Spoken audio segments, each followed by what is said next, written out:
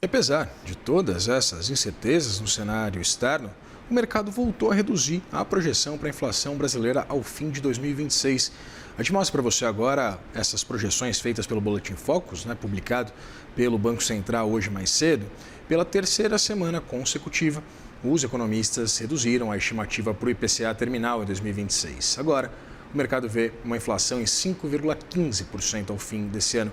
É uma leve redução na comparação com a semana passada, quando essa projeção estava em 5,16%. Mas segue acima da tolerância da meta do Banco Central, que é de 4,5%, o centro da meta de 3%, com essa banda de tolerância de 1,5 ponto para cima ou para baixo. Já para 2027, a expectativa para o IPCA permanece em 4,2% ao fim do ano e nos demais indicadores também o mercado manteve as projeções tanto para este quanto para o próximo ano. As estimativas para o PIB, crescimento você vê aí na sua tela, 1,99% nesse ano. Tanto a taxa de câmbio, R$ 5,20. Também uma perspectiva de uma Selic terminal de 14%, essas permanecem inalteradas. A gente conversa então sobre essas projeções de mercado com o Bruno Imaizumi, economista da For Intelligence. Bruno, seja muito bem-vindo. Prazer receber você aqui no Money.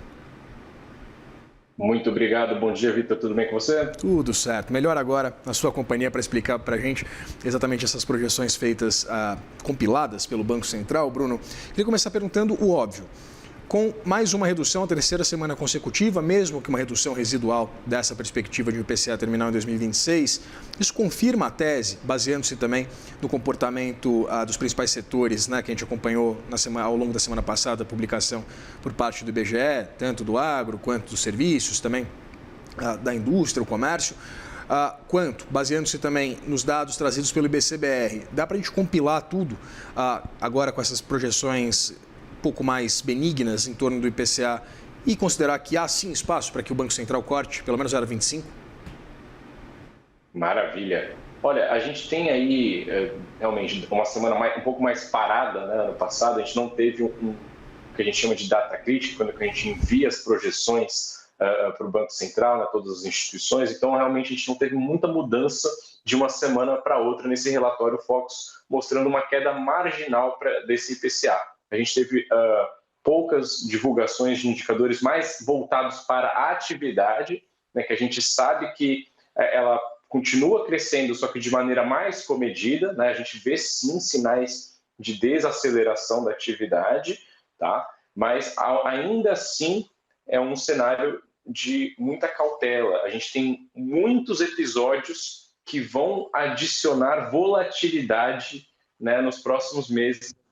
Então, a gente tem aí a questão do conflito Irã e Estados Unidos, que não foi resolvido, a gente tem a questão das tarifas, a gente tem a eleição agora, final do ano, e um possível El Niño forte, que vai bater principalmente ali no quarto trimestre. Então, mesmo que a gente tenha visto de 4 semanas para cá uma redução do IPCA, de 5,33 para agora 5,15, você pode ver que ele fica muito longe, muito distante, do intervalo superior da meta.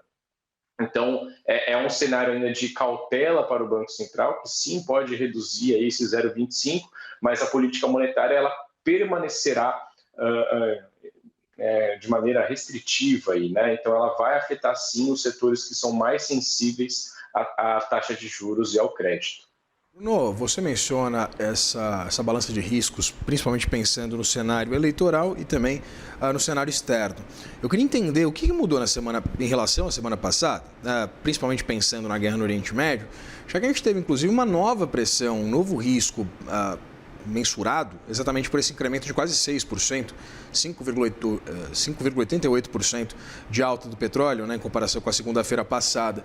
Isso não deveria estar contido exatamente nessas projeções feitas, compiladas pelo Banco Central, por meio do Boletim Focus? Perfeito, Vitor. A gente tem aí, sim, mais um episódio de volatilidade, Então, elas ficam difíceis de ser ajustadas a cada nova informação que a gente traz ali do conflito. Mas, como eu te disse, não foi uma data que, vamos dizer assim, que as empresas, as instituições são obrigadas a enviar. Então, foi pouca gente que mudou. E, de novo, a gente sabe como esses episódios eles acabam. Uma hora está uma coisa, uma outra hora pode ser outra coisa. Então, a gente tem que olhar um cenário um pouco mais para frente. Então, de novo, eu acho que conflito, né, esse novo episódio do conflito dos Estados Unidos e Irã, ele pode sim jogar esse IPCA um pouco mais para cima, né? Então, de novo, é um cenário que está carregado de incertezas, principalmente quando a gente está falando aí de inflação. Tá? E aí, não obstante, a gente tem um El Niño, né, que a gente não sabe como é que vai afetar ainda, né, produtos no geral, mas a gente sabe que tem efeito muito forte naqueles alimentos que a gente chama de in natura, né? São alimentos que costumam ser mais perecíveis. Então, é mais um risco aí de IPCA que a gente pode ver uma reversão dessas revisões para baixo aí nas próximas semanas, mas por enquanto a gente tem visto sinais mais positivos do Banco Central em termos de corte de juros. Então, faz sentido aí esse 14% aí para o final do ano que o mercado está olhando por enquanto. Pensando nesse 14% ao fim do ano, agora com uma leitura do mercado de que a tendência por parte do Federal Reserve, do Banco Central norte-americano, seria uma manutenção dos juros inalterados, pelo menos isso na próxima reunião, né, pautada exatamente pelos dados macroeconômicos de emprego, de comportamento do CPI por lá. Eu queria entender exatamente como é que devem se comportar os ativos, pensando nessa nova realidade, né, Bruno, de juro alto mundo afora. Eu queria entender exatamente o que a gente deve acompanhar exatamente de fluxo de capital.